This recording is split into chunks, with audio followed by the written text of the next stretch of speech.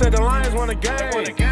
Man, we going all the way, baby. We about to celebrate. Welcome to episode 12 of the Great Lakes State Football Podcast. Tonight you have myself, Kory, and Brett. Our co-host Vince is being lazy. What do you think, Brett?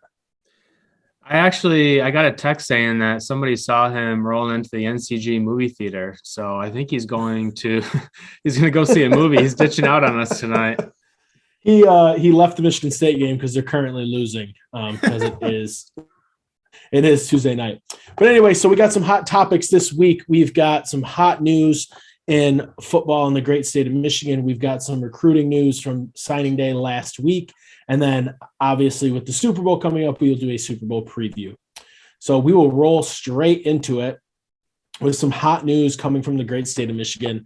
Out of the high school ranks, Sterling Heights-Stevenson has scheduled West Bloomfield at Wayne State week 1. Pretty interesting matchup, kind of just rolls into the rest of the big games that we've discussed in the last couple of weeks with the playoff point situation being different. You're starting to see these big name games, which is going to be kind of cool to watch. It's going to be tough to figure out which game we want to go to this year. I was going to say, we're going to have to schedule out the weeks, and then now we're going to have games to choose from, which isn't a bad thing. Well, I guess the first week the games are probably on a Thursday, so I'll probably have to pick something local. Oh, I didn't even think about that. That is a good point. At least it'll be on a Thursday, so we don't have to tie up every weekend. That is true. Some other news out of the Detroit area at Kaz Tech University. Khalid Hill and David Dawson, former Michigan player, former GVSU player, former potentially some other place player that Brett and I couldn't figure out if he I think it was Morgan State. GVSU. Yeah, Morgan State before or after GVSU, we're not sure. They are coming back to Coach Kaz Tech. Kaz Tech, been prominent, Brett. What do you think? I mean, they're going to continue their ways, I'd say. First off, I like how you called it Kaz Tech University because that's essentially what it is. They, although as of late, West Bloomfield and Belleville have somewhat taken over as far as like the top players in the state. I think Kaz Tech, they've had some D1 guys the last few years, but they for a couple of years there in the mid 2000s, they had like 5 or 6 guys going to a Power 5 school, which is just crazy. So they had a little bit of a blip. I'm sure some guys were shifting around schools of preference, but no, I'm sure when you get a name in there like Khalid Hill and David Dawson, former Michigan players, and for Khalid Hill, a former NFL player, I think it's a real good look. I mean, guys are going to want to play for them because they got connections. They know how to get to the next level. They know what it's all about. But it was really funny. I was like, Khalid Hill, I remember everyone used to call him the dancing panda when he was at Michigan. He was just a running back who put it on the goal line. And I looked at his career stats at Michigan. He had 73 yards rushing for 13 touchdowns. Talk about our ratio. I mean, that's a big fella's dream right there. Imagine what the ratio, if you looked at like how many first downs he had. He probably also like in those 73 yards had like 15 first downs. Because I remember they'd put him in either goal line or like first and, you know what I mean, like 4th and 1, 3rd and 1. Exactly. Yeah, I should have looked how many touches he had. I'm sure he probably had like 26 touches and 13 of which were touchdowns. But that made me chuckle, and I figured you would appreciate that. I mean, the O-lineman you are. That's every fat guy's dream. Moving on to the west side of the state, Landon Grove has been hired as the new head coach at Grand Rapids West Catholic. This was a goofy one. So yesterday on Twitter, Landon Grove came out and tweeted this long thing about how his wife has accepted a dental job on the west side of the state. We clicked on his profile, and his profile thing said, his bio said coach at Grand Rapids West Catholic, but nothing had been released that he was the new coach there. He had been at Gibraltar Carlson, which is a downriver school, for the last year. And we finally pieced two and two together, and it came out that he was in fact the new Grand Rapids West Catholic coach. He's super young, graduated from Ferris State, played tight end, and graduated in 2017. So he's got to be hardly in his late 20s. What do you think, Brett? As being on the west side of the state, you've kind of seen the success that Grand Rapids West Catholic has had. So what do you think about this hire?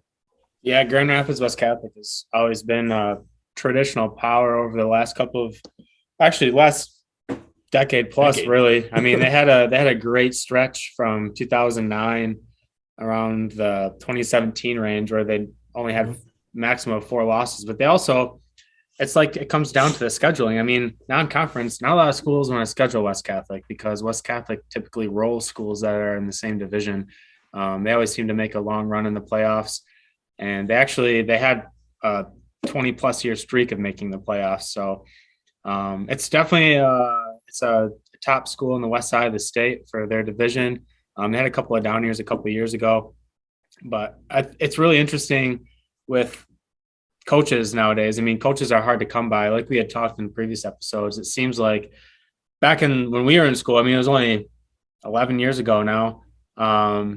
Most of the coaches worked at the school, and like Vince was saying, all teachers. Yeah, and when we had Ujay and Chance on a couple weeks ago, they're saying too, like none of the coaches teach anymore. Like neither of those guys teach at the school.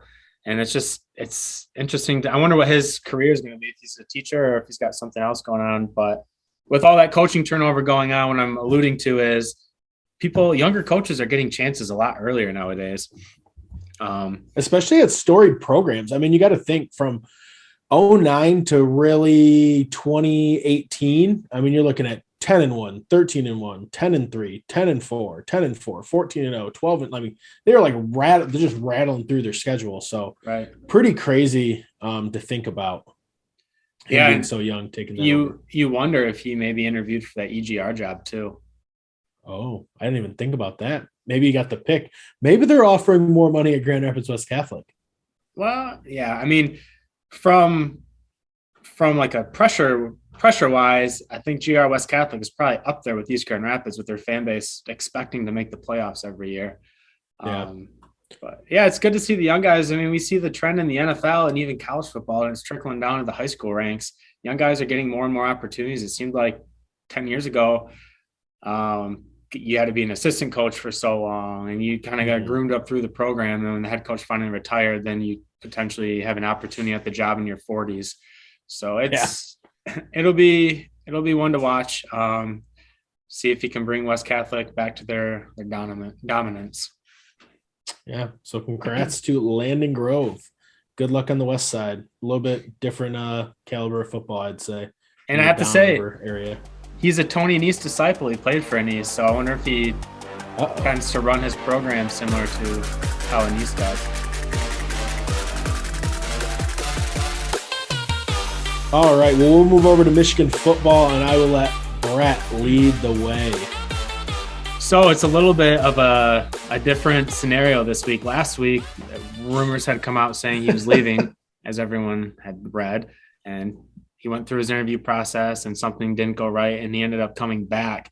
And I read the Mitch Albom article for the Detroit Free Press. If you haven't, I recommend you read it. It's a step-by-step from a guy that you can trust. I mean, Mitch Albom, he's been around a long time. He has a lot of good sources. So if you're going to believe anyone, you're going to believe somebody like him or Chris Bayless that know the background behind everything. They're very intimate. Yes, we're talking about Jim Harbaugh too, by the way, everybody. Yes. So. But yeah, nonetheless, he's back. And it caused a little bit of turmoil within the coaching staff. We'll come to that in a minute. But as far as him coming back, I was happy with him leaving. He deserved it, I thought. And with the changing landscape of college football, I don't blame him one bit. I think his loss in the Super Bowl is still hanging over his head. He wants to get there and win the Super Bowl. But also, I mean, they made the playoffs last year, so he's capable of making it back to the playoffs this year. But I'm happy he's back. I mean, from a program standpoint, it doesn't matter if you have another good head coach come in. You're hitting the reset button with everything. The way things are run, the culture changes.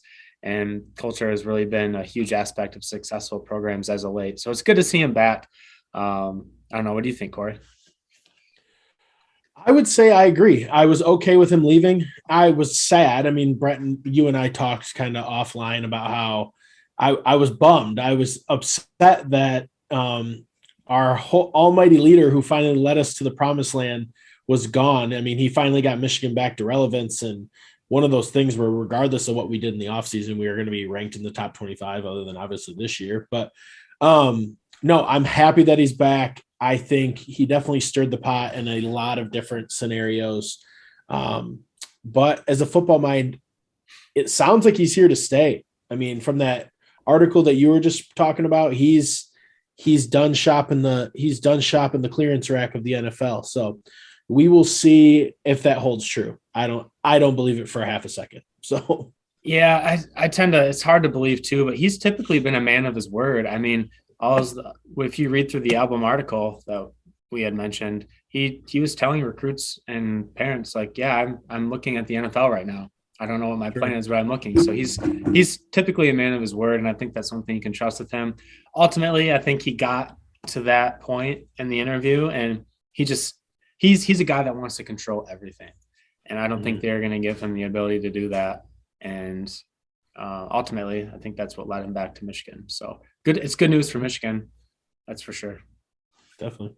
But with that, with them coming back, it caused some turmoil. So as another breaking news that came out Sunday, which is a very random day. I feel like Sunday is a pretty slow day for college football news. It was in the morning. Josh Gaddis heading to the University of Miami for a similar same position, offensive coordinator. So on paper, it's not even a lateral move. It's almost a step back. I mean, he's going to a new program that really doesn't even have a quarterback. They've been rotating quarterbacks the last couple of years, trying to find one to stick. But if you're going to pay me more and I can live in South Florida, I think I'm probably going to take the South Florida route. It's just a black hole, man. Like that's what everybody who's gone to the U in the last 10 years has failed.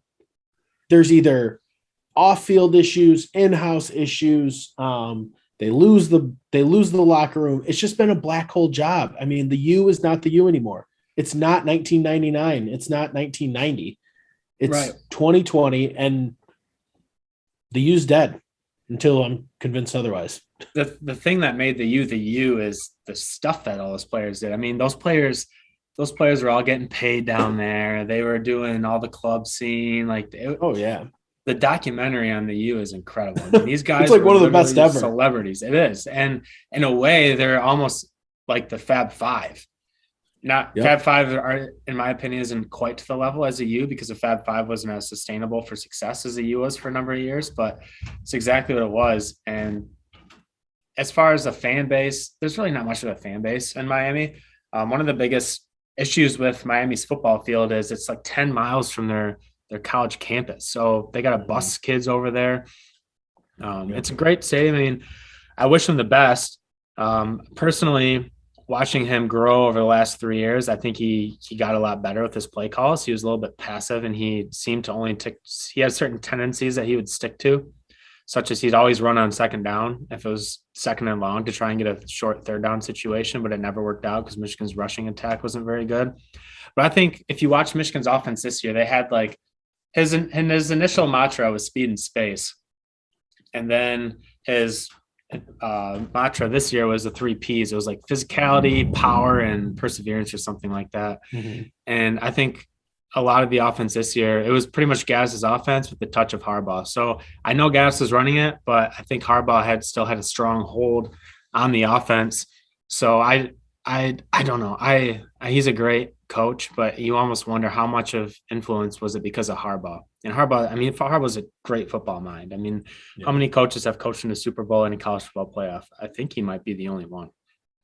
Probably the only one. And we'll see. I mean, if Gaddis goes to Miami, unfortunately, I'm not sold that Miami can have success. What a lot of people don't realize is that Miami's a private school. It's hard to get into. There's only like probably, I want to say 6,000 to 8,000 students that go to the U. So you have a family member there, right? Yeah, my cousin Caleb actually goes to Miami. And so it's hard to get into. I don't know if those requirements affect the football team at all, but we'll see. Yeah. One thing I do want to point out is, so Gaddis won the Broyles Award this year, meaning he was the best offensive coordinator or best coordinator in college football. And if you look at the previous winners of the Broyles Award, the Broyles Award came out in 1996. All right. If you look at all the previous winners throughout the number of years, I mean, there's a lot of names on here you recognize: Steve Sarkisian, Joe Brady, Mike Loxley, Brent Venables, Lincoln Riley, Pat Narduzzi, Tom Herman, Kirby Smart, Gus Malzahn. I mean, that's a pretty Kevin Wilson. That's a pretty stacked list. And since 96, there's only been 4 coaches. Well, Gaddis would be 5. guess, is a fifth coach since '96 that's won that award that has not had a head coaching job. And most of these guys got the head coaching job the year after they won the award. Like Steve Sarkisian won last year, and he got the head coaching job at Texas.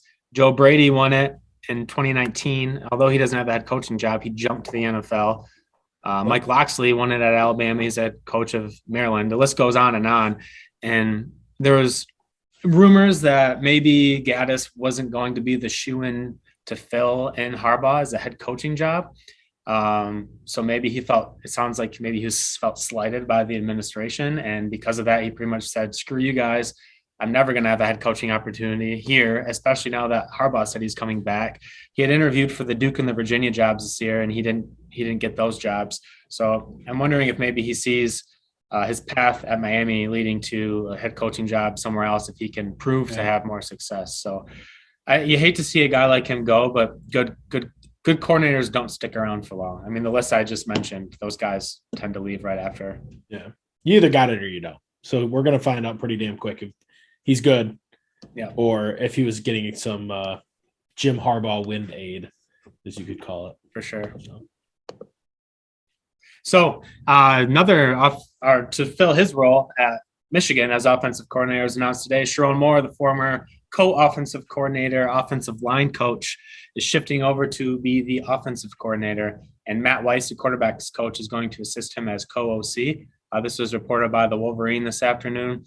I think it's a great move. Michigan has a lot of talent in the coaching rank, young talent in the coaching ranks on their staff. And I think for them they almost lost Sharon Moore a couple of years ago, last year, to Oklahoma, which is where he played. And to be able to retain him on the staff is huge. And to see the way that the offensive line grew this year, it's going to be nice that they can carry it on into next year. I think it's a great move. I don't expect him to be in this role for long, especially Michigan's likely going to have a lot of success this year on offense, primarily because they have all their starters back, except for one. They lose Andrew Vastardis, who graduated. But Kate is back, JJ is back. They got all the horses back. So it should be kind of pick up where he left off, make sure everyone's buying in. He's a culture guy. I'm excited to see what he does. Yeah, completely agree. I think both those guys plenty worthy. And I don't foresee any issues, especially with us bringing back everybody we brought back. And we've got a new DC. We do. Jesse Minter, who I know nothing about. So if you know, shoot me straight, because I don't know anything about this guy other than he sucked at Vanderbilt. So yeah. So what I know about Jesse Minter is Jesse Minter was a candidate last year for the defensive coordinator job with Michigan. Him and McDonald were on the staff together in Baltimore under Wink, the defensive coordinator out there, Wink Martindale.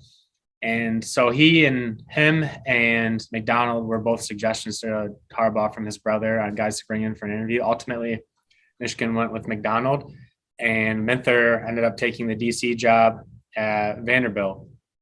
He's a young guy. He's 38 years old. He's probably going to run a similar system to McDonald, which is good based on the types of players that we recruited this year, and the guys returning next year. Won't be much of a systematic change. I still expect our DNs to play from the stand-up position and drop back into pass coverage at times. But yeah, like you said, Kory, he did not have a very good year at Vanderbilt. It's hard to have a good year at Vanderbilt, especially when you're there 1 year. I mean, as the team averaged giving up 458 yards a game and eight penalties. I mean, the penalty thing is kind of surprising, especially for a program like Vanderbilt that typically is AK like the smart guys of the SEC. But I don't want to discredit his job last year. I mean, he probably inherited a bunch of trash down at Vanderbilt, and he's playing in the SEC. It's not easy to win and do well. Exactly. I mean, you're not only going to be the DC at Vanderbilt. You're going to be the DC in the SEC with the very, very, very below average SEC team. The worst team in the SEC. Yeah. So you're just screwed. He had no shot. So you can't discredit him there. Also, what about us keep poaching these Baltimore Ravens coaches? Because we even got Matt Weiss from Baltimore. Yeah. I mean, he's the third guy on the staff in the last 2 years that's from Baltimore.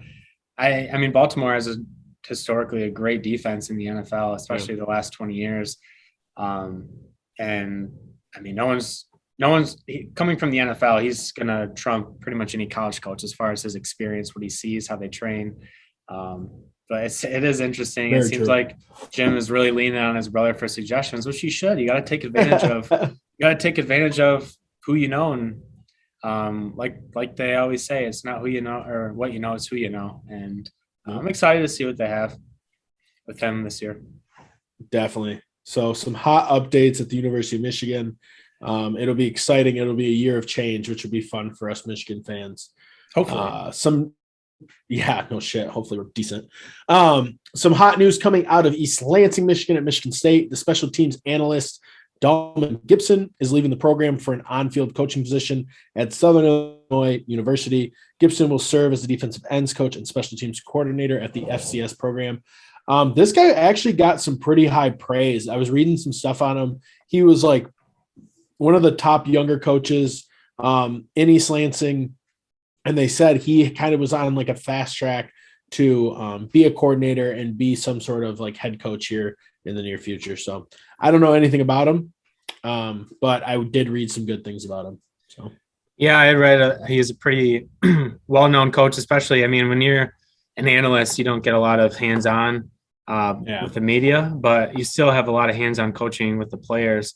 And I know if Michigan, for example, Michigan had a defensive line coach, Ryan, I'm blanking on his last name, but in an interview that Aiden Hutchinson had earlier this year, actually Aiden Hutchinson's dad, Ryan Osborne. Yeah, Ryan Osborne. Aiden Hutchinson's dad had said that Ryan Osborne was one of the main reasons why Aiden had the breakout year that he did. So even though those analysts might not have the title, it doesn't discredit their knowledge. So I don't blame him one bit for expediting his career and going to take an on-field coaching job in Southern Illinois. It's an FCS school. So he's still staying D1. And he's got the defensive end and special teams job. So it's good for him. But a program like Michigan State, similar to Michigan, they're going to get the best of the best. So although they hate to see somebody lead like that, it's just kind of a next man up mentality. That's what's kind of been crazy to me about the Michigan and Michigan State. So I mean, and granted, I'm biased. I'm a Michigan fan. Michigan seems like a destination that coaches would come to stay. And they do for the most part. I mean, granted, like Harbaugh was only going to leave to go to the NFL. Michigan State does not seem like a program like that to me. I don't know if it's because I'm biased or what, but you think these coaches like a D'Antonio, you could see it. I mean, he was a family guy. He was kind of like in East Lansing and caught in his ways. I don't know if Mel Tucker is going to stay long-term. I mean, granted, he did just sign that extension. So, I mean, I could be completely wrong, but even like younger, like offense coordinators, defense coordinators, like younger talented coaches that come in there, I just don't see Michigan State as a destination job. No, but I mean, ultimately it's a Big Ten job, a Power 5 job. But like upper you said, Big Ten too. Yeah, upper half for sure. And although they might not have the history of Michigan, it's still, I mean, we shared the statistics on Twitter last week. I mean, Michigan State's had a better winning percentage than Michigan over the last 11 seasons. True. So it's really interesting. I was thinking on my way home from work the other day, you know, the college football coaches bouncing around is a lot like what's going on even in the real world with people just leaving their jobs and going and upgrading in places. Even though you think it's a great opportunity where you're at, it's going to set you up for better opportunities somewhere else that maybe is going to pay you more and you get more experience. So it's how life is, even outside of football. Everyone wants to chase their dream, and what better way to do that than changing careers. And I changed my career last June, and I really enjoyed my last job, but it was a new opportunity, a new challenge for me to change jobs. So some room to grow, and I took it, and it's been a great choice since. So it's similar to the college football coaching ranks. Yeah. Speaking of changing jobs, we'll shift into MAC football with Western Michigan, who hired new tight ends coach Greg Wallen. He was the former offensive line coach at Miami University of Ohio. Also highly touted, highly regarded guy. Miami of Ohio has been good. I believe Miami of Ohio just had the top recruiting class in the MAC, if I'm not mistaken. Yes, they did. Yeah. So He left a good opportunity to go over to Western Michigan. Western Michigan's been very good. So there's that news. And then lastly, moving into our lovely Detroit Lions, they are promoting tight ends coach Ben Johnson to offensive coordinator. It sounds like Ben Johnson had his hands in the offense quite a bit once. I almost said Jeremy Lin. What's his name? Campbell? No, Lin, the offensive coordinator from before. The Lions offensive coordinator from before. Anyway, so Anthony Lin. There we go. Jeez Louise. Yeah. So it sounds like this Ben Johnson had his hands tied up with Dan Campbell after Anthony Lin had already been kind of demoted during the middle of the season. So this is another guy that's young. He's 35 years old. I mean, he's got 35. Players he's coaching that are older than him. It's just crazy. That's terrifying. I mean, it's just like when you have a GA in college, though. The GAs were always just like dudes who were on the team. They knew like the guys from the previous years, and it was just kind of like a shit show for them. But yeah, it'll be interesting to see how this one pans out. I mean, we'll see if he actually calls the plays. I think Dan Campbell kind of took the page out of Sean Payton's book since he was down in New Orleans and is going to run his own offense. I don't know. I mean, we'll see how it plays out over the course of his years in Detroit, but yeah, we'll see. You never know. He could be here for 2 years, and if Lions have a great couple of years on offense, he could become a potential head coach. And for those interested, he's not related to me. I know a lot of people were wondering. He's not related. Ben is related to Bert Johnson, everybody. And then moving on, some great news out of Detroit. Bad news for Aaron Glenn. The Saints hired a new OC. They promoted their defense coordinator, Dennis Allen, to their head coaching position. So Aaron Glenn looks like he is in Detroit for at least one more year. Thank Jesus. I thought he did a great job. Our defense honestly was the highlight of our season, shockingly, considering it didn't start that way. And with all the injuries we've had too, it's a testament to how good of a coach he really is. Mm-hmm. Yeah, longtime NFL vet too, so he knows what's going on. And everybody will make the argument, oh, you don't have to play, you don't have to do this, and I get that. You don't have to play. There's a lot of guys that I know that didn't play high school, college, or any other level, and know football very well. But there is something to say about a coach who's played, because they can tell you things and they can relate to things on the field. I played for both sides in college. The coach who didn't play would try to like explain things to get like, you need to be able to reach a 3 technique. Well, dude, it's about damn near impossible to reach a 3 technique. Like, have you ever tried? It's damn near impossible to reach a 1 technique half the time if they know what we're doing. So like, I don't know. It's just, I mean, Brett, I don't know what your thoughts are on that. I agree. I don't think you have to play football, but I definitely think you have an insight that somebody else may not have. It certainly helps if you play, not to discredit anyone that doesn't. But unless you've really been there and been through it, like you said, it's hard to completely relate to the players and understand what they're going through. I mean, you've never been on the field huffing and puffing, most tired you've been in the last 2 weeks, and you have to keep your mind focused and go and hit somebody as hard as you can every single play. It's yep. Hit somebody after you got hit the play before, and you're like honestly questioning if you love football still. You're like there was a couple plays in college where I hit somebody, and the next play I just was like, I can't do this. Like, I'm going to die if I hit anybody else. So, well, that is it for all the great hot news in the state of Michigan. We are going to be moving over to recruiting for this next part. And we're going to actually just jump into Division II recruiting, because Division III recruiting is pretty messy. They didn't have any real announcements that included everybody, and we couldn't get exact totals. And recruiting kind of runs late through for D3 and NAIA schools. Yeah, they're starting to pick up the scraps in a way. Yeah, pretty much now. So we will start with D2 recruiting.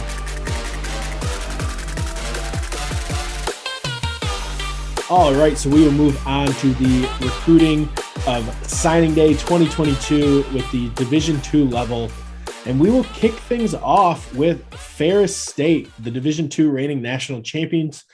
22 recruits, 17 from the great state of Michigan, 5 from Florida. That was how they divvied up, which is kind of funny.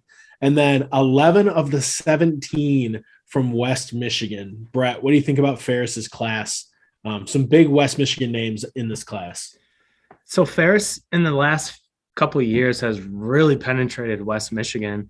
And I think that West Michigan is one of those areas that is certainly under-recruited, both for football and basketball. But there's a lot of great talent that comes out of West Michigan that might not get the look that schools on the east side do. A lot of that has to do with there's not as many big schools. The west side as there's the east side. So it's a little bit harder to – a lot of guys get looked, if you play at a big school and you're playing another big school that has like 3 D1 guys and there's coaches watching tape or something and they're like, oh, who the heck is this guy that they're playing? Like he's a stud type of deal. Yeah.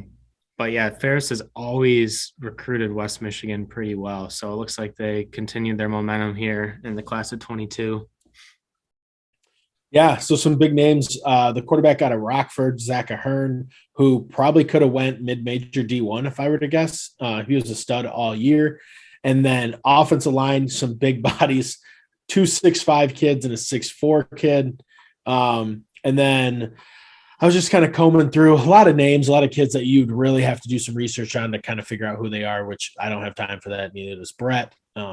But 2 huge DBs out of Florida. Chris Jonas at 6'4" and Perion Sylvester at 6'3", which D2 DBs don't really come in that 6'2" plus range very often. So that's kind of interesting. Brett, playing a DB, how much would you have liked to be 6'4" or 6'3"? I certainly plays an advantage, especially with the trend that wide receivers are typically starting to become taller and taller. You need somebody to match up against them. But it's interesting that they're from Florida. There's not a whole lot of D2 schools in Florida. Florida's pretty top heavy in Division I. So aside from North Florida and a couple other schools, West Florida too. Yeah. West Florida, I think there's a few others, but there's not a lot of D2 schools. So for Ferris State to go down there and pluck some of these guys, I mean, Ferris State has an easy brand to recruit right now. I mean, they're the reigning national champions. They were in it in 2019 and they lost to North Florida. So for some of these Florida guys, maybe they watched that game. It was 2 years ago. So these guys are sophomores and probably not thinking D2 at that point in time. But the Ferris brand, the Ferris brand is definitely the most attractive brand to recruit for Division II schools here in Michigan. 100%. Another great brand in the great state of Michigan, Grand Valley State University. Their recruiting class comprised of 32 total recruits, 17 for Michigan. Broke down to 21 offensive, 10 defensive. I was just kind of reading through Matt Mitchell's comments. He was quoted saying, "We were in on a number of kids with D1 interests." I found that kind of funny to say, considering it's very – there is some sleepers in the class, 100%, but that kind of – I don't know. Does that say that they're going to go D1? I mean, is he still trying to poach that to kids, you think? I think that's a broad statement. So I played at Grand Valley and I also had interest from Division I schools, but there's the big difference between having offers and interest for Division I. Yes. Most guys in my class at Grand Valley all had interest from Division I, but we didn't have offers. That's why we ended up at Grand Valley. And so it's kind of, I don't know, I see what he's doing, but it doesn't really have much merit to it. I mean, I would be willing to bet that most of the guys at Ferris State recruited also had Division I interest, but it ultimately comes down to scholarship and promised playing time. And that's why these guys are going D2. And that's why Grand Valley is one of the historically best programs in D2, is because they're able to get fringe Division I guys. Yeah, no, I agree. But the whole GLIAC and now the GMAC gets guys like that. I mean, we talked to Chance Stewart a couple weeks ago, and he was a 4-star recruit who went back and then ended up at Hillsdale. So pretty big class, 32 guys, big O-line class, 11 offensive linemen. That's nuts. I haven't looked at their roster, so I'm assuming they had some pretty severe turnover on the offensive line. So it'll be interesting to see with Grand Valley. So with these classes, with the 22 class though, I do want to point out a lot of these guys might not have had a true junior season. So there could be many under the radar people in Division II that are going Division II because they didn't have the showcase junior year where a lot of people start to gain Division I interest and they're solely going off one season. So very true. And they might not play right away because some guys have some extra eligibility still hung up. Right.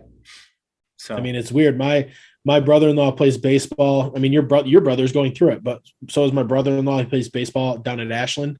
And he's a fourth-year freshman with two free years and a COVID year and a red shirt.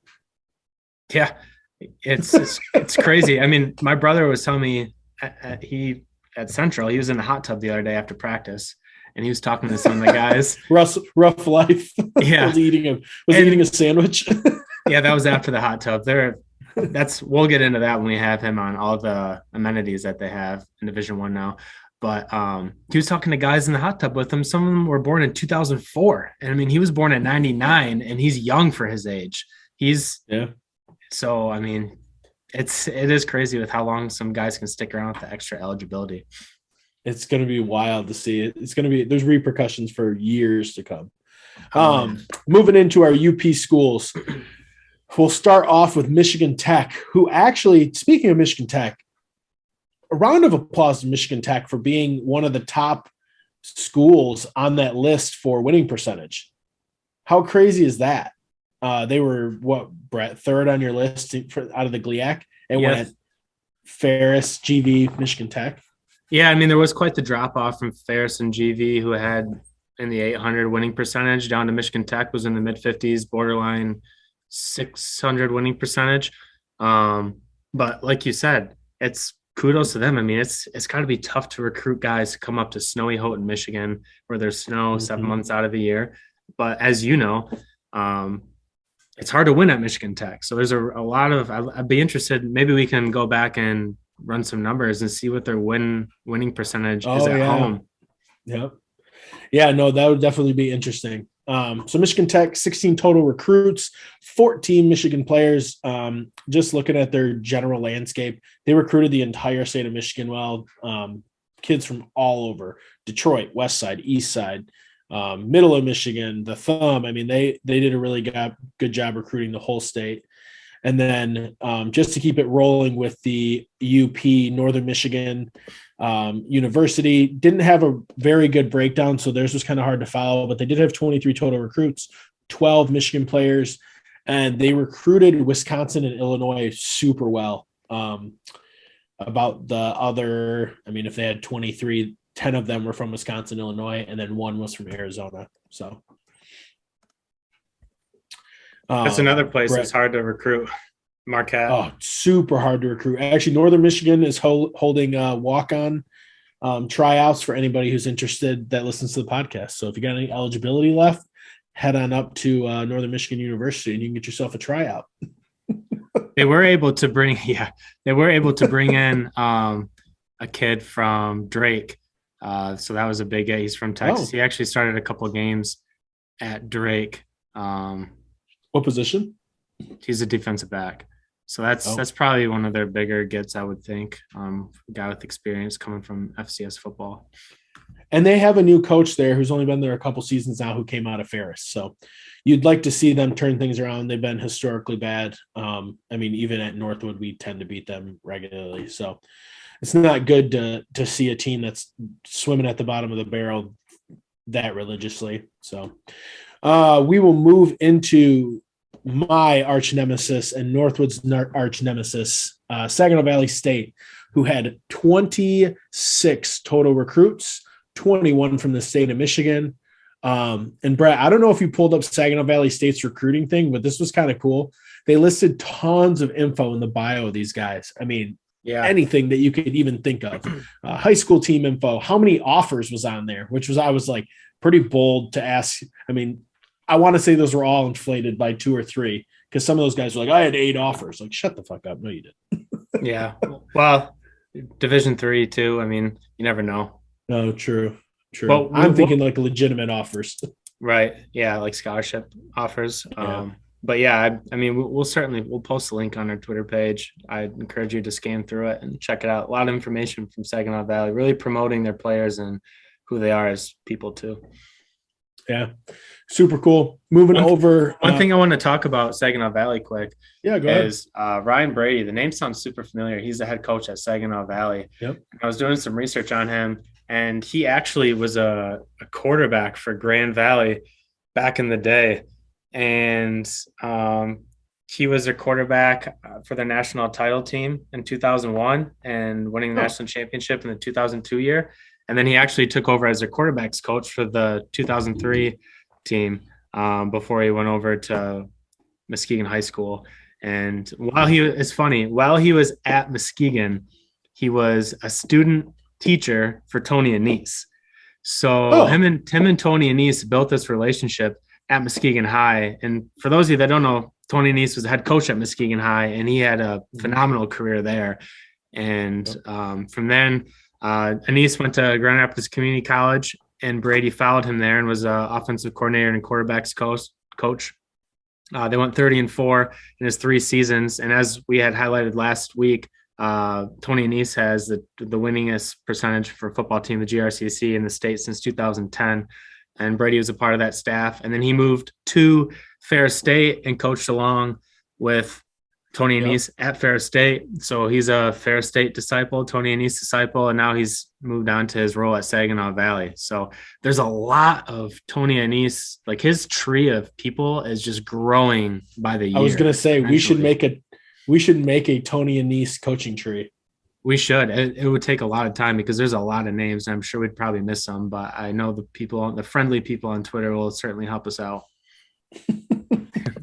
Moving a little bit east to my Northwood Timberwolves, they had a class of 22 total players, 17 players from Michigan.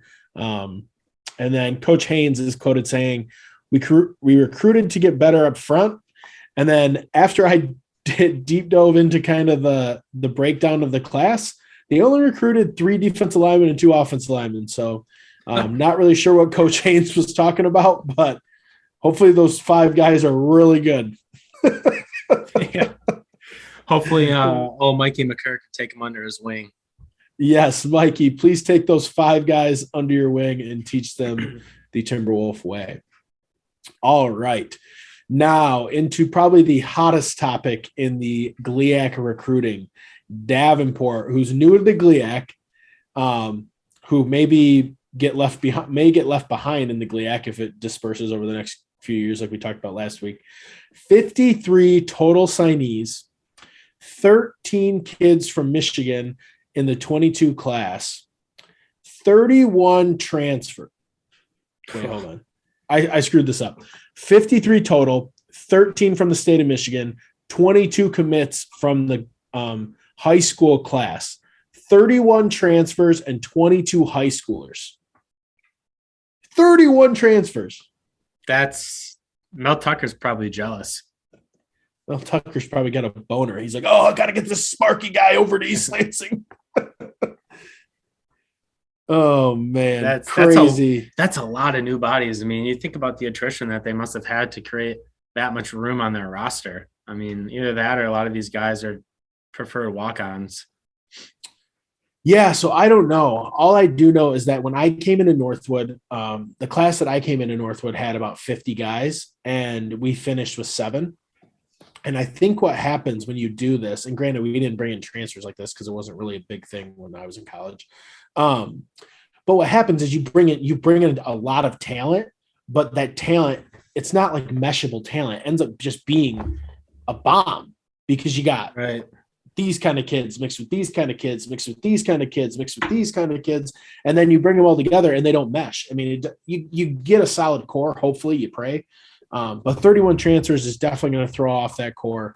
22 high schoolers, 13 from the state of Michigan. So they recruited out of state very well. Brett, you put this note in here, 10 state of Michigan transfers. And then lastly, Sparky's just quoted saying, claiming this is the best class in the they've had since he's been there. So, I mean, a lot of talent with those 31 transfers. There were some big name schools in there, but Brett, what do you think? I mean, there's no way this is good.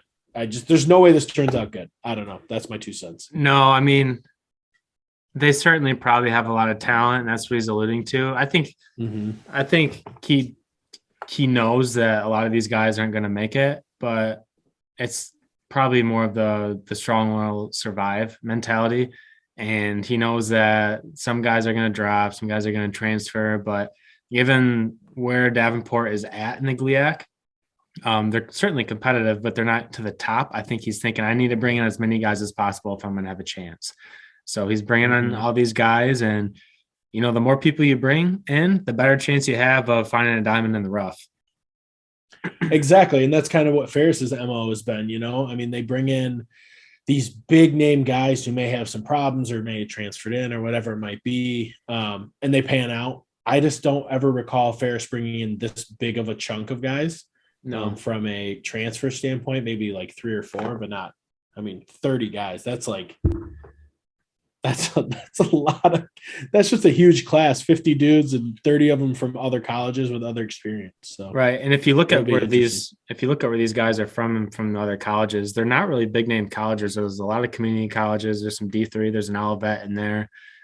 Eastern Illinois, College of DuPage, Kennesaw State, Iowa Western, these are all smaller colleges. So Adrian, it makes you wonder if maybe these were like top players for their school, and Sparky's like, hey, why don't you come play for me D1 or D2 over at Davenport? We're building a powerhouse over here, and here's a little bit of money. Yeah, we'll give you I don't think, is it expensive to go to Davenport? I have no idea. No, Davenport is probably one of the cheaper schools in the GLIAC. It's probably close to Ferris. Okay. It's cheaper than Grand Valley. I know Grand Valley is fairly inexpensive in the big scheme of things. Yeah. Cool. All right. We will move down to the Detroit area, Southern Michigan, Wayne State. They had a class of 25 total guys, 12 Michigan players. Their coaches quoted saying, recruited the most talented class in years, strengthened his classes with the O and the D line. And then another note I found interesting, 14 honors athletes that will be coming into that class. So super cool. It sounds like they recruited a good class. Wayne State's always been relevant. They've always had good O-lines. I swear they have an O-lineman that's either up for some award or getting some NFL look. And they kind of go hidden down in Detroit for the GLIAC. Yeah, they're a fairly quiet but steady program. I don't know why they don't get much attention over there. I don't know if they're shadowed by like Eastern and Michigan. But Wayne State's a big school, and they were in the national championship in 2012, so that's not that long ago. A lot of these players might remember that, but no, it's good class. Who's their running back in 2010? You mean kick returner, wide out? No, they're running back in 2010. The Harlan Hill guy. No, the guy that played for the Lions, Joke Bell. Yep. Bell. Yep. What a horse. Also, Grand Ledge alum that you were alluding to, kick returner, James Jackson. Yes. Yeah. I think he joined in 2011. Yeah. I think Wayne State, they don't struggle by any means. They're good. They're relevant. They always have very good defense. The one thing I would always say is it was so weird playing there because it was in Detroit. Like that was just bizarre to me. We always would stay downtown Detroit. I'll never forget the one year we were playing down there. I think it was my 5th year. I'm sleeping, like 7 a.m. calls coming up. It's like 6:15, 6:30. And then I just start hearing this banging, like this drum just going off. And I'm like, what the hell is that noise? And we were staying at the Westin downtown Detroit. And I look out my window and there is like a march of some sort. And it's literally a group of like 100 people chanting, hell no, we won't go. And this guy has a bucket and he's literally just going boom, boom, boom, boom, boom. And I'm like, what the fuck is going on? He woke us up at like 6 a.m. We're sleeping downtown. So always a shit show down in Detroit. Never just normal for whatever reason. Never ceases to amaze you. No, I was actually pretty shocked. All right. And then lastly, Hillsdale College, our co-host Vince's alma mater, 32 total recruits, 17 players from the state of Michigan. They did a really good job of recruiting Indiana and Ohio. Class GPA, 3.78. Pretty crazy. Yeah, Hillsdale's certainly one of the toughest academic institutions in the state. And they always seem to recruit Ohio and Indiana quite well, being so close to the border of Indiana. And with most of the teams in the GMAC being from Indiana and Ohio, it makes sense that they have so much success in those parts of the Midwest. Yeah. Yeah. So Brett, looking at this, who do you got? Who do you think? I mean, granted, we don't know a whole lot about the players. There's so many guys that either are in state, out of state. At the D2 level, it's hard because they're not really like, there's not a whole lot of info on them because a lot of these guys either weren't the best people on their team or just were one of the top like 10 guys on their team. But looking at these classes, who do you think is going to be the best team in the next 4 years? Oh, I mean, I don't see the trend changing. I'd see Ferris and Grand Valley continuing their dominance. It's just it's just hard. D2, there's a lot of stability within the Ferris and Grand Valley programs, and within other programs in D2, their season results are so volatile year to year. I mean, they could go from 0 wins to 10 wins. It's just so hard to project at the D2 level. But I don't think Coach Anise is going to leave anytime soon. He seems to like it in Big Rapids. I mean, I don't see Matt Mitchell leaving anytime soon either. I mean, Matt Mitchell's been there for over 13 years. He would have left, right? He would have left. He's been there. He was there before you got there. Yeah, if he would have left. Yeah, he was. If he would have left already type of deal. And also certainly the state of the GLIAC will play a role in things. I mean, in 4 years, are we going to be talking about these teams in the same conference? I don't know. That sounds like it's probably not likely to happen at this point in time. Yeah, things aren't looking good. I would agree. Ferris State recruited well. They got more size. You can't teach size. They got them from some good programs on the west side of the state at that. Grand Valley does get some very talented guys, and Grand Valley also does a pretty good job of shopping the transfer portal. So we will see how they pan out. Michigan Tech's always steady. I would say Ferris and GV probably lead it, followed by Tech, SVSU, Davenport and Wayne, and then obviously Northwood and Hillsdale head over to the GMAC. I hope for my Timberwolves we get it figured out. I have no idea personally. I have some opinions. I could stir the pot if I really wanted to. I think you got to get the program. I think if you want Northwood to get where you want them to get, but that'd change some lives for my Northwood folks. I love you all and I support you, but that's just my thought. All right, we will jump over to the mid-major conference, the MAC, for recruiting in the great state of Michigan. So a couple items for the MAC. Recruiting rankings per 24/7 Sports. CMU ranked 3rd in the MAC. Western Michigan ranked 8th in the MAC. And Eastern Michigan's recruiting class ranked 11th in the MAC.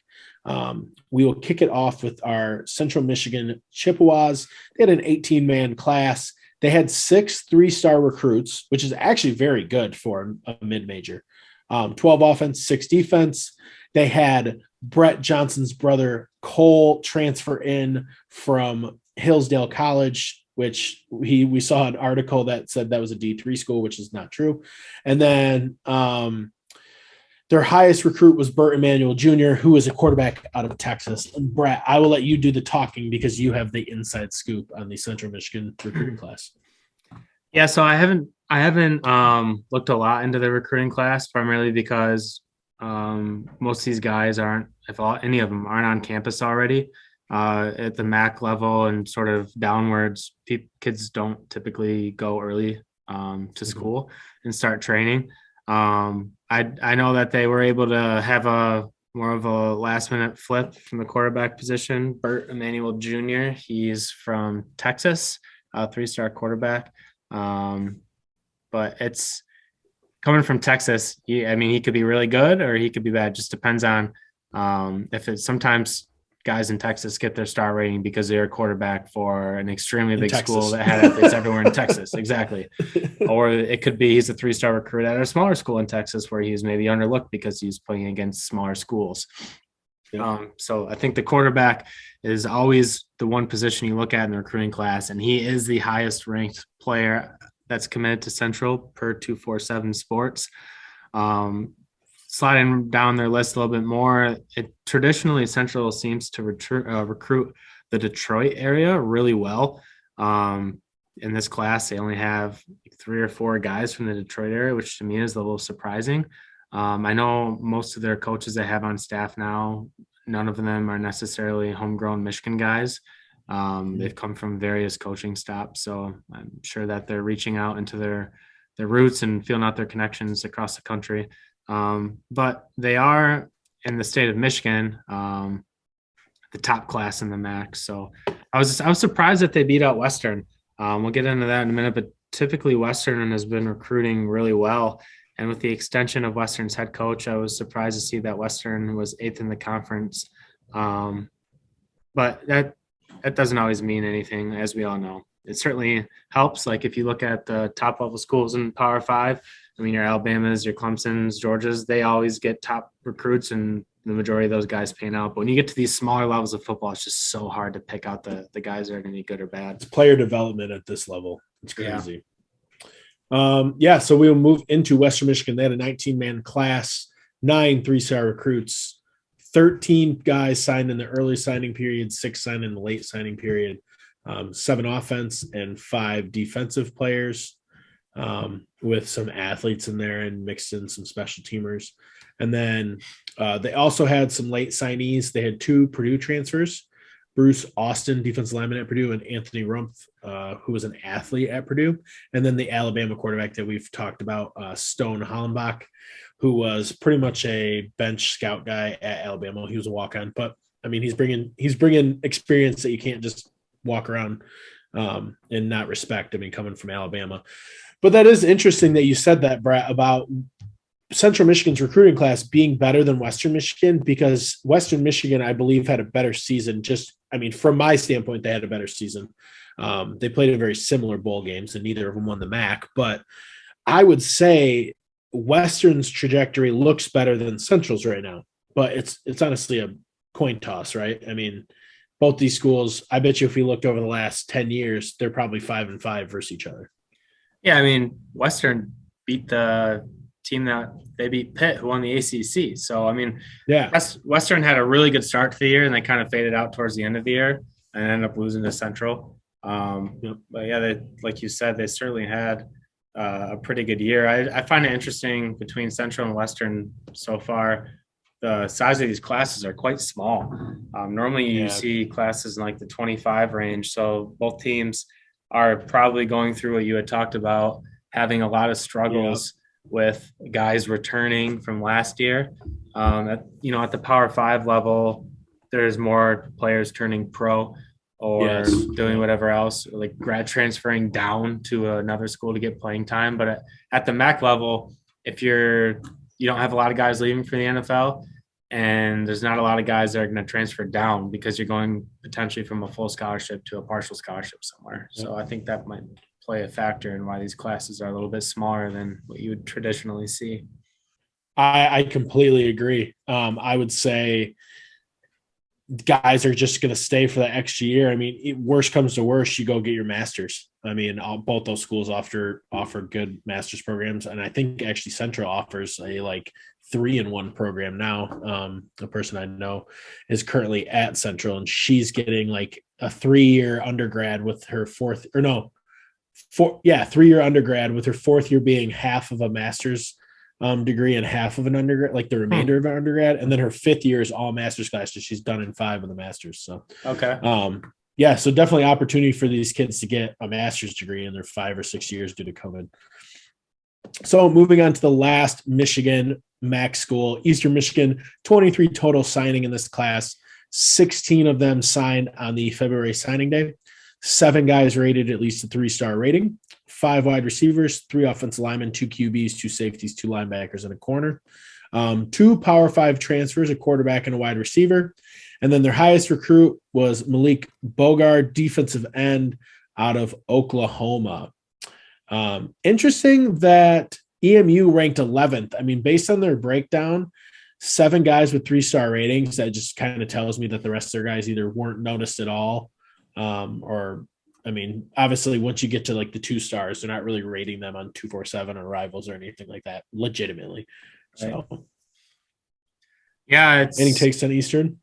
I mean, Eastern had a pretty good year, relatively speaking. I mean, they made a bowl, so to see them drop that low in recruiting is quite interesting. But Eastern, I don't know, maybe I could be wrong. I don't have any affiliation with Eastern's program whatsoever. but it doesn't. Me neither. They're like the redheaded stepchild of Michigan. Yeah, and I don't really know anyone that's gone to school there or even played there. But to me, it doesn't seem like they put a lot of stock in their recruiting. They seem to be more of like everyone says they're more of a commuter school for like a normal student. I kind of see them the same way with the recruiting. If it doesn't work out somewhere, you go to Eastern Michigan. I mean, look at Jaleel Canty. It didn't work out at Cincinnati, and he went to Eastern. That's not to discredit the program at all. I'm just saying that's kind of what their mentality is more like, come to Eastern, we'll give you a second chance type of atmosphere. Yeah, which is super interesting too. Thinking about like we grew up in mid-Michigan and we both had like MAC schools talk to us. I never once talked to Eastern Michigan. I talked to Central, or I talked to Western. I didn't really talk to Central, but I talked to Ball State. But you're right. Like Eastern's one of those where it's so weird. Like I've never met anybody who's been recruited by Eastern Michigan now that I'm thinking about it. I never saw him at camps. I was never recruited by him. I was recruited by Coach Shankweiler at Central and Coach Cohen at Western. And I went to on my Western visit, I watched them play Eastern Michigan, and Eastern Michigan was terrible. That was one of the years where they did. But yeah, you don't really hear about them recruiting Michigan so often. Even looking at their class, they only have a couple of guys from Michigan, Dearborn area going to Eastern. Yeah. Super interesting. We will see how the MAC turns out. We will see if these 247 rankings are accurate in about 4 years. Moving on to the big dogs. We've already talked about these guys. Most of them at Michigan and Michigan State were signed in the early signing period. Michigan State did have a little bit of noise in the late signing period, which is kind of interesting, but we'll talk on Michigan quick. Michigan finished with the number 9 class in the 2022 recruiting cycle, 22 overall commits. One guy from the state of Michigan, which was the number 1 recruit in the state of Michigan, and I believe he's moved into the top 5 in the country, if I'm not mistaken. I don't know. 10. I don't know if he went that high. He got I think it was like top 15. It just depends on the service you look at. I know On 3 was very high on him. Yeah. So he, what's his name? I'm drawing a blank. Will Johnson. Will Johnson? Will Johnson. Will Johnson, DB. So he moved way up. Michigan received 1 5-star recruit, Will Johnson, 9 4-star guys, 12 3-star recruits, and it was ranked as the 3rd best recruiting class in the Big Ten. And like we had said, very good class, very wide receiver heavy, very D-line heavy, very defensive back heavy. Obviously, some of the other things are already taken care of. Brett, kind of what's your 2 cents take on Michigan's recruiting class? It's a solid class. I mean, most of these guys, they had started recruiting prior to 2020 or during their 2020 abysmal season. So, I mean, they had a good year this year, but by the time Michigan hit their trajectory of the season, most of these guys already had a good idea of where they were going to go to school. So it's a solid class given the circumstances of last year. It might not be the most pretty class from the curb, but they're filling needs at positions that they don't have a lot of depth, and I think that's key to move on. And obviously, the Will Johnson get is big. He's a guy that's probably going to come in and start immediately, I would think. He's a legacy guy. Like a Dax Hill. Yeah, his dad played at Michigan. I think he might even get a little more playing time than Dax Hill because he's enrolled early. Dax Hill didn't enroll early. Dax Hill waited until August to come to school. So we saw flashes of Dax in the first couple of games, and he was starting by the end of the year. But given Michigan's cornerback situation, especially with Vincent Gray declaring for the draft, that's one of their starters that's not coming back. I would expect the whole battle for Jimon Green for the second cornerback spot this upcoming fall. But like I said, it's a solid class, and that's what you want. Yeah, it's an interesting class because if you look at it from top to bottom, it's a lot of not many running backs, like only 1 running back, I think 2 quarterbacks, but they're both like, I feel like spot filler quarterbacks. I don't know if they'll ever start at Michigan. But it almost looked like Harbaugh and team were looking at this like a free agency. Like they were taking, okay, here's what we have for the next 5 years. And it looks like this. We have this for 3 years. We have this for 2 years. Okay, well, we need corners. Let's recruit heavy in corners. We need D-line. let's recruit heavy in D-line. And so it was kind of interesting to see how that played out. I mean, I don't know if you agree, Brett. I just felt like that's kind of how it was looked at, instead of like, let's just go get the best 25 guys we can go get. Let's hand pick specifically by position. Like, we need X position guys. So yeah, I think it seems like they had more of a plan this year. Yeah, instead of just like get the best thing we can get. All right, moving on to Michigan State. They were the number 23 class in the 2022 recruiting cycle. 23 total commits, 6 for Michigan, 0 5-star recruits, 6 4-star recruits, and 17 3-star recruits. They were the 5th ranked class in the Big Ten, and they had 7 transfers coming in. A lot of big name transfers. Well, yeah, I mean, a lot of big name transfers, to be completely honest. A lot of them coming from bigger schools too. I mean, you've got, I think there's only one small school guy coming in. Guy from Davenport. If you've got that. Is there? Yeah, we talked about him last week. He's a preferred walk-on though. Oh yeah. So Michigan State doing some big things in the transfer portal, the Mel Tucker way. It'll be interesting to see how that pans out. Like we said, a lot of transfers coming in from positions that you'd almost want to see somebody groomed from the inside. The linebackers, you'd want to see groomed through the program, so they're part of your defensive philosophy. Running backs, you'd want to see groomed from the inside out, so they have the same philosophy. Obviously, you can get a baller like they had Walker this year, but I don't know. The transfer thing freaks me out, and I talked about it with Mikey, and I talked about it in last week's episode. It's hit or miss. I don't think it's 100% guaranteed. I would say it's less than 50% guaranteed when you bring a transfer in. So. Yeah, just a couple of thoughts on Michigan State's class.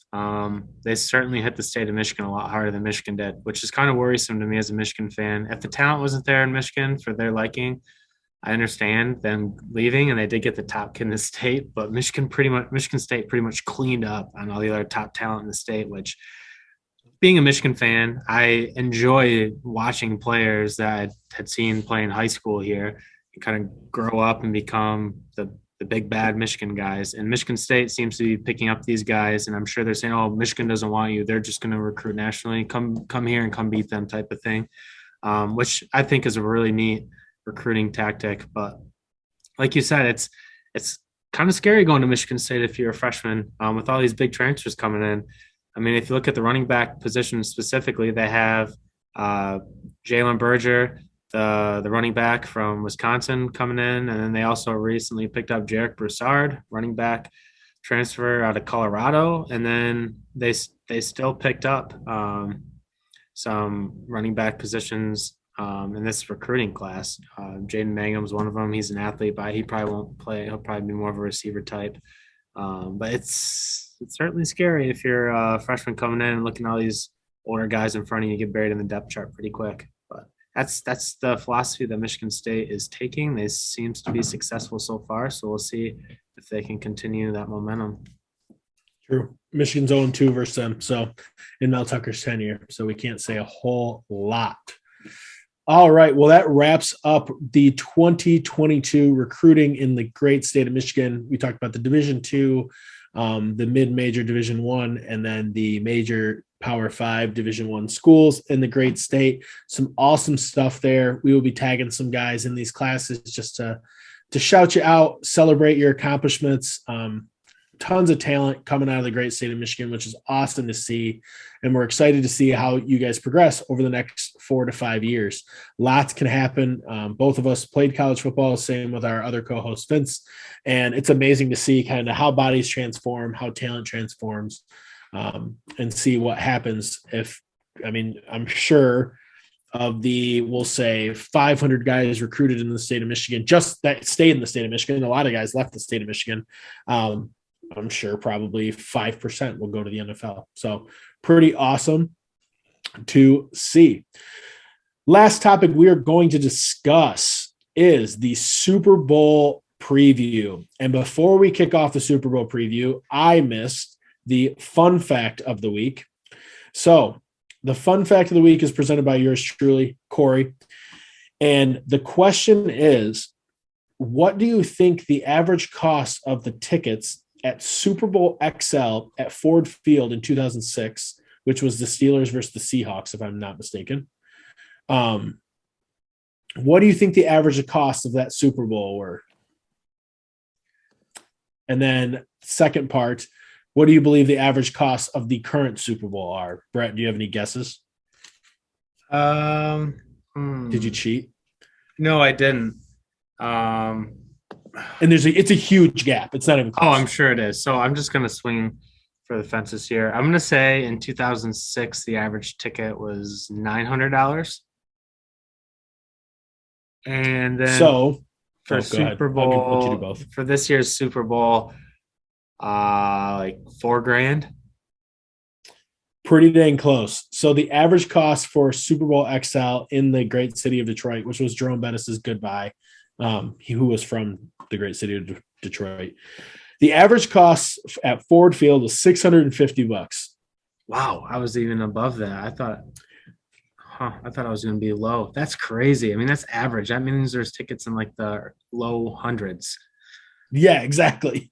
And then the average cost for a ticket, I looked at a couple sources because the first one I looked at was real high, and then I found a couple other in this range. So the average ticket for the Super Bowl that'll be at SoFi Stadium in Los Angeles, California, $8,800. Holy shit. It's turned into and I saw this on Twitter, so I'm kind of stealing it. The average fan can't go to the Super Bowl anymore. No, I mean, it's literally, I feel bad for the guy and his dad that go to every Super Bowl. I mean, they got to take out loans to go to these Super Bowls now. You're thinking 2 tickets and plane rides and stay, you're probably looking at what, $20,000? At least. Actually, probably more than that. I mean, there is a number of factors I think that go into that. LA is expensive for everything. And also, I would assume that SoFi Stadium probably has less capacity than Ford Field. Ford Field has a pretty high capacity, but still have that amount of gap in just 15, 16 years is unbelievable. I mean, it shows where inflation is at nowadays, among other things. But yeah, that's pretty much turned into like the Kentucky Derby as far as who can afford it. It's pretty much just a bunch of rich executives and famous people and people that won Super Bowl tickets somehow. Did you see Antonio Brown's?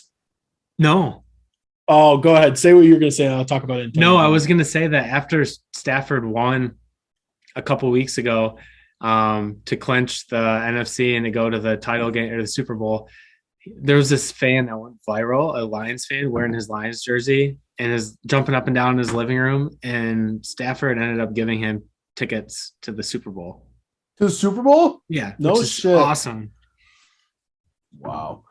Yeah. So the Super Bowl is at SoFi Stadium in Los Angeles, California.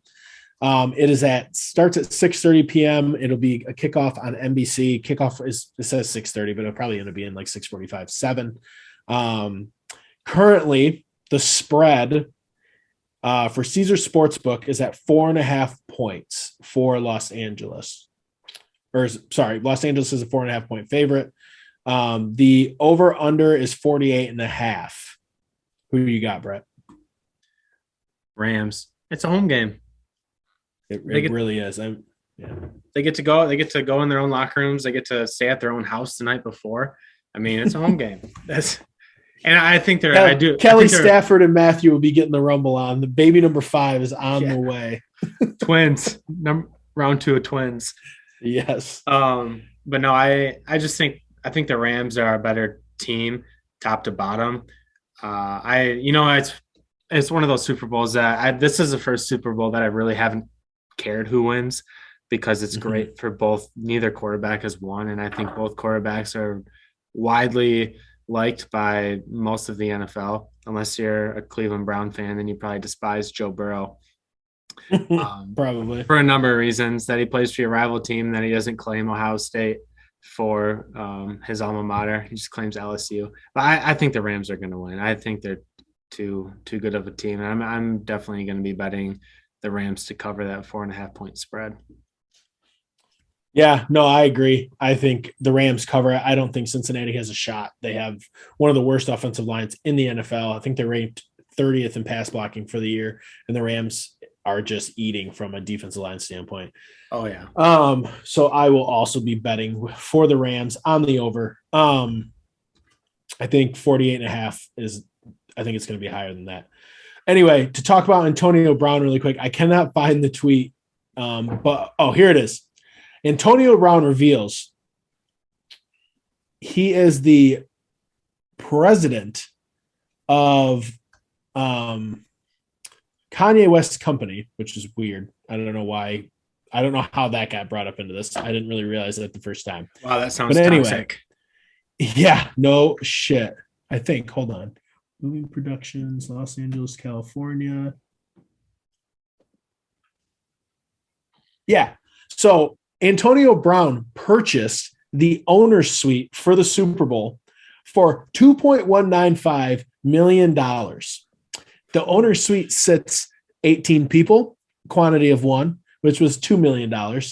Front row lower VIP seats, which seat 6 people, which were $195,000, $32,500 per ticket for the Super Bowl. So Antonio Brown will be there. He will be eating unlimited chicken wings in the owner's suite, which is great if you've never been in a suite and you've eaten unlimited chicken wings or chicken tenders or any other fried food that you could think of. It is glorious. It's a great event.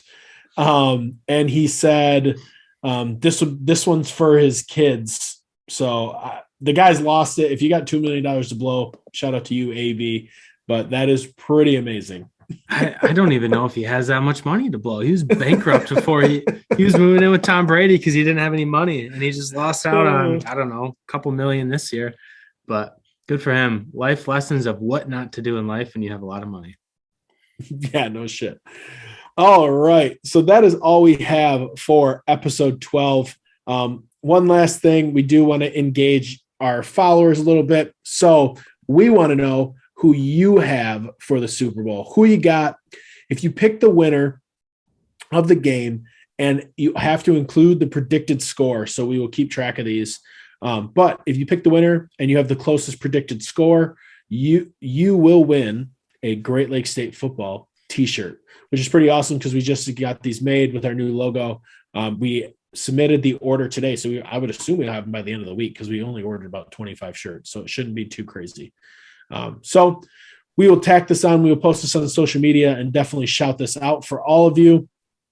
The last thing we will close this off with is the suggestion of the week. And my suggestion of the week is Iron Fish. It is a distillery just north of Crystal, Michigan. Crystal Mountain. In Thompson. Yep, Crystal Mountain in Thompsonville, Michigan. About 1 mile from Crystal Mountain. Michigan's first fully dedicated field-to-glass farm-focused distillery, exclusively on small batch spirits from grains from our fields and sourced with our partner farms. It's funny, my friend James, well, our friend of the podcast, James, not just my friend, purchased this for me for my 30th birthday. And the first time I drank it, I thought it tasted like shit.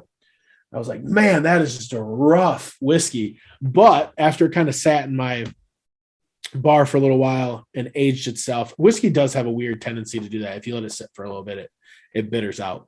But anyway, after letting it sit, it's one of my favorites. It's actually my go-to lately when I'm having myself my whiskey probably once a week. So Iron Fish, check it out. They're delicious. We will tag them. Very good local Michigan whiskey. It's I got to follow up on that, Kory. I've been there. It's a great place. I went there last year before restaurants were opened up in January, and they have these teepees, actual heated teepees out front where you sit and you eat. It's a really neat atmosphere. It's actually out in the woods off of a dirt road. No shit. Yeah, it's the only business within a few miles, but it's a cool atmosphere. Definitely check it out. Iron Fish. Cool. Awesome. Well, thank you guys for joining us today. Shout out again to all the signees, and everybody enjoy watching the Super Bowl. Super Bowl weekend is one of the most fun weekends in football, just because you normally get together with friends and family, eat lots of food, drink lots of soda or booze, and just enjoy normally a good game and just a good event. So thank you, everybody. If you have not, please follow us on Twitter at GLSFball, BALL, and then also on Instagram and YouTube at Great Lakes State Football. We will attach the links in the bio. Again, thank you for joining us this week without our co-host Vince, who just watched Michigan State lose. So that's always great.